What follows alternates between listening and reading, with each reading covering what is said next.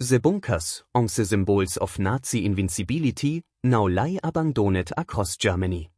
Built to withstand everything, from bombings to betrayal, they were meant to be impenetrable fortresses. But as they were ended, these structures became relics of a past the world tried to forget. Today, they stand as silent witnesses, crumbling and decaying, their secrets fading with each passing year. What happened to them? How did the meeting built for ultimate power become a forgotten part of the landscape? Their fate is not just one of decay, but of erasure, leaving behind only the shadows of history. The German High Command's bunkers had been built to withstand the very worst. The Allied bombings, the relentless ground attacks, the eventual encirclement, all these were supposed to be irrelevant. These concrete fortresses, with their thick walls and hidden depths, were designed not just for survival but for dominance. Yet, as the war drew to a close in 1945, those bunkers would quickly come to symbolize something else: abandonment. The same steel and stone meant to protect the most powerful figures in the Third Reich would soon fall to time, neglect, and an uneasy post-war world. The end of the war left Europe in a state of profound instability. Germany, now broken into occupied zones, faced a future devoid of the grand ambitions it had once pursued. The Nazi regime had collapsed under the weight of its own ideology and military overreach. The bunkers that housed Hitler and his top officers, symbols of the regime's belief in invulnerability, now faced a grim fate. With the war over, these shelters were no longer needed, and the German High Command was no longer in a position to control anything. For the Allied powers, the most immediate concern was the future of a shattered continent. Cities lay in ruins. Economies were decimated. The focus was on rebuilding, re-establishing order, and ensuring that Germany would never again pose a threat. But in the midst of this chaos, there was also a pressing question: what to do with the remnants of the Nazi war machine, including the immense, sprawling bunkers that were scattered across the German landscape? Initially, the solution seemed straightforward. The bunkers were military structures, after all, products of the very regime the Allies had defeated. They were symbolic of the enemy, and as such, they could not be left intact. But the scale of the problem was far greater than anyone had anticipated. There were dozens of these bunkers, each a complex network of underground rooms, corridors, and reinforced chambers. Some were built to protect the most important figures in the Nazi hierarchy. Others were designed to house the machinery of war itself: communication lines, supply chains, and weapons storage. The largest of these complexes, such as the Führerbunker in Berlin, had been constructed with the most advanced engineering of the time. The sheer size of these structures meant that they could not simply be demolished or ignored. But there was more to it than just dismantling a few buildings.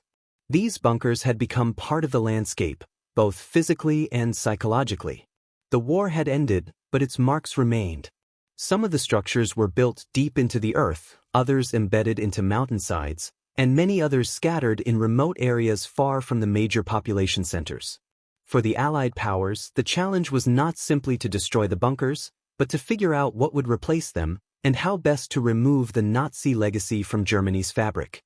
The initial post-war actions were guided by a sense of urgency. The Allied Control Council, formed to oversee the occupation of Germany, quickly set in motion plans to dismantle or repurpose Nazi infrastructure. This included the bunkers. As the war ended, the German economy was in ruins. There were pressing needs: food, housing, jobs, and the presence of so much wasted material posed a paradox. On the one hand, the bunkers were seen as dangerous remnants of the Nazi past. On the other, the concrete and steel that formed their foundations were valuable resources in a country that was desperate for anything that could be used in reconstruction. Yet, the disposal of these bunkers was not as simple as repurposing them for civilian use. The bunkers were not just symbols of the past, they were also formidable in their design. Some were buried so deep that any attempts to reach them seemed futile. Others were constructed with multiple layers of concrete and steel, making them extraordinarily resistant to demolition. The material and logistical costs of dismantling them were enormous, and given the economic strain of post-war Germany, resources were limited. By 1946, Several decisions had been made regarding the fate of these bunkers. In Berlin, for instance, there was no immediate plan to preserve the Führerbunker, where Hitler had spent his final days. The location of the bunker itself was kept a secret for a time, as it lay deep within the ruins of central Berlin. But as the Allied occupation of the city began to solidify, the decision was made to leave the area largely untouched. The symbolic power of the Führerbunker, the place where Hitler had sought refuge in his final hours, was too great to simply erase. In the years following, much of the site was covered over, left to be buried under the rubble of a city in transition. The remaining structures, however, were demolished slowly, piece by piece. The ultimate fate of the Führerbunker was not one of violent destruction, but rather an eerie quiet as it faded into the landscape. Elsewhere in Germany, the fate of the bunkers varied widely. Some were simply abandoned, left to decay in the overgrown forests and fields. The once imposing structures, which had been designed to withstand the harshest wartime conditions, began to show signs of nature reclaiming them. Grass and vines crept over concrete walls. Fading murals of swastikas and Nazi insignia slowly disappeared into the mist of history, barely visible to the few who dared venture near. In other areas, there were attempts to repurpose these structures for civilian use. Some bunkers were transformed into storage facilities or administrative offices. Others were adapted for more unexpected functions. As Germany struggled to rebuild, the need for practical space was paramount. These bunkers, with their massive size and underground facilities, were useful to local communities who had lost so much in the war. In some cases, entire districts were built around the old bunker sites, their ominous structures repurposed as mundane warehouses or shelters.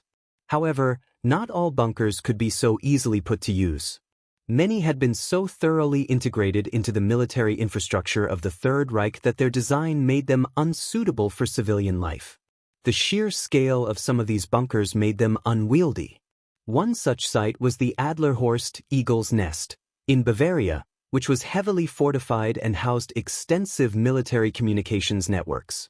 Even though some parts of it were open to the public in the years after the war, much of the site remained off-limits for decades due to the complexities of its layout and the difficulty of transforming it into anything other than a military stronghold. The cost of dismantling these structures was also a major consideration. It was not just a matter of removing the concrete and metal, but of the logistical and financial burden that such an undertaking would create. In many cases, it simply wasn't feasible. The larger bunkers, some of which were multi-level complexes capable of housing hundreds of personnel, had to be abandoned altogether. The smaller, less important structures were left to decay or were converted into storage spaces for industrial materials. And yet, despite their abandonment, they lingered, their presence a reminder of a dark chapter in history. At the same time, the political climate in post-war Germany played a crucial role in the decisions regarding the bunkers' fates. The Cold War was beginning to cast its shadow over Europe, and the ideological division between East and West was already taking shape. For the Soviet Union, which had occupied large portions of Germany, the fate of these bunkers became an issue of military and political strategy. Some were repurposed for Soviet use, while others were abandoned and left to the growing pressure of time. The economic strain, combined with the need to move forward and rebuild, meant that the bunkers of the German High Command became a burden. They were too expensive to demolish completely, too intertwined with the past to be easily ignored, and too embedded in the national consciousness to be forgotten. As the years passed, these structures faded into the background of German life, seen but rarely discussed, haunted by the ghosts of the war but left untouched, at least for a time.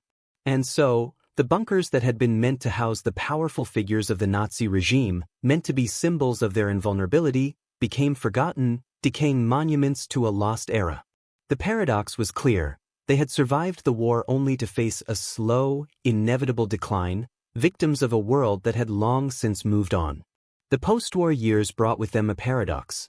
The bunkers had become both remnants of a past to be forgotten and structures that could not be easily erased.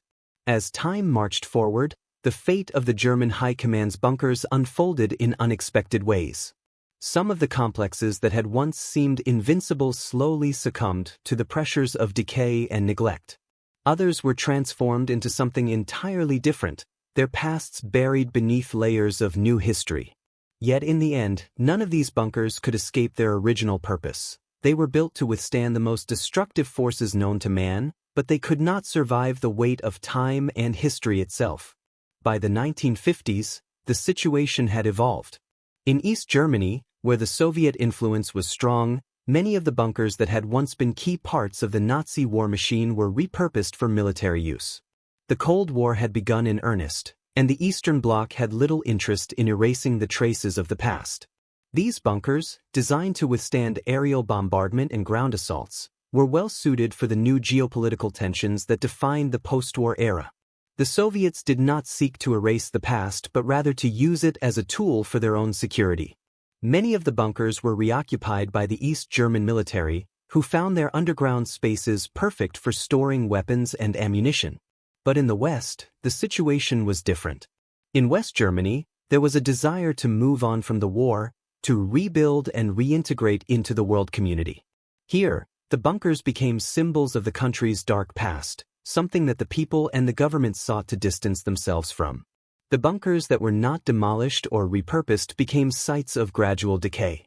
Nature crept over them, slowly erasing their sharp lines, covering the concrete with vines and moss.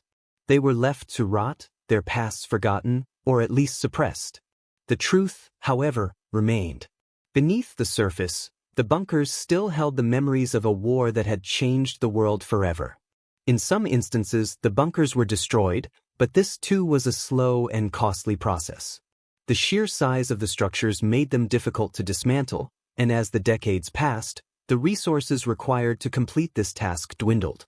The larger, more strategic bunkers were often left in place, abandoned to the elements. Their physical decay mirrored the broader collapse of the Nazi regime's once unstoppable ambition.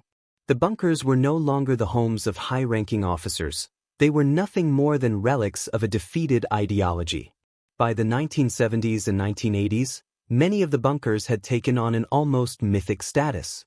Some became the focus of local curiosity, their remains drawing the attention of historians and tourists alike. Guided tours of these old sites became a way for Germans to confront the past, but it was a past that had been buried, hidden beneath decades of reconstruction and denial.